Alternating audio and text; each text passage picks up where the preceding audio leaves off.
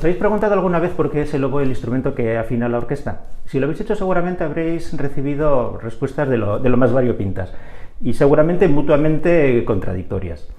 Habréis oído que el oboe da el la porque siempre está afinado. Siempre está afinado, entonces no tiene ninguna dificultad en dar esa nota y que todo el resto de la orquesta la tome como referencia. Ojalá fuera así, pero todos sabemos que no, que yo si estoy tocando un la,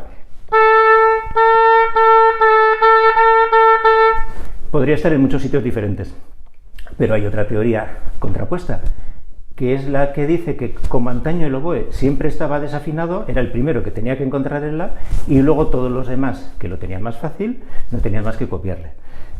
Las dos teorías son falsas. En realidad el oboe es el instrumento que da el la en la orquesta por las características de su sonido, por la amplitud de armónicos que tiene, que hace que aunque los demás estén tocando a la vez, siempre se le oiga de fondo. Tenemos esa peculiaridad del sonido que hace que se nos escuche mucho sin necesidad de tocar muy fuerte. Si fuera una cuestión de volumen, la trompeta nos ganaría, sería mucho más fácil que la trompeta fuera la que diera el la. Pero no es una cuestión de volumen, sino de riqueza de armónicos. Y como siempre en este canal, después de una explicación, viene un truco. Normalmente el la, lógicamente, lo hacemos así. Vale, es un la natural, está muy bien. Pero si queremos potenciar esa riqueza de armónicos, que es lo que necesitamos para dar el la en la orquesta, conviene colocar este dedo, o si no este otro, podéis probar en vuestro oboe. En el mío, este va un poco mejor. Ya veréis cómo cambia un poco el sonido y sin necesidad de hacer un esfuerzo se expande.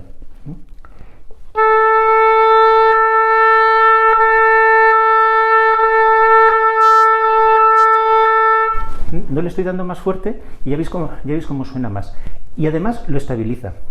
Porque otra teoría también decía que el oboe es el que tiene el instrumento más estable de todos. Tampoco es verdad.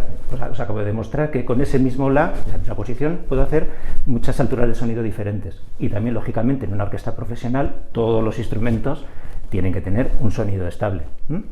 Esto nos ayuda. No lo hace todo, pero nos ayuda.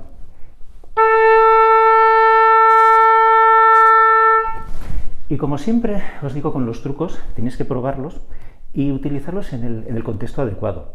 Ahora estamos dando una única nota como referencia a la orquesta, pero nos cambia un poco el timbre. Si estuviéramos tocando una frase,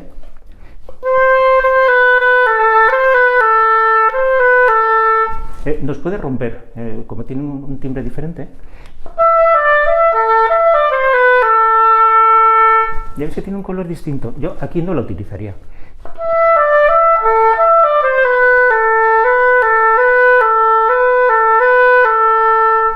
Por no cambiar el discurso de la frase, por no cambiar el sonido que tiene.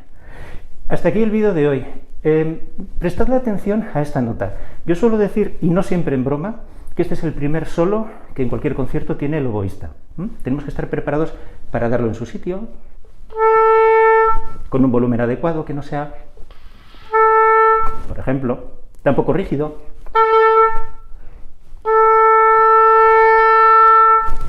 Y ya veréis que con esta posición lo tendréis mucho más fácil. Hasta la semana que viene.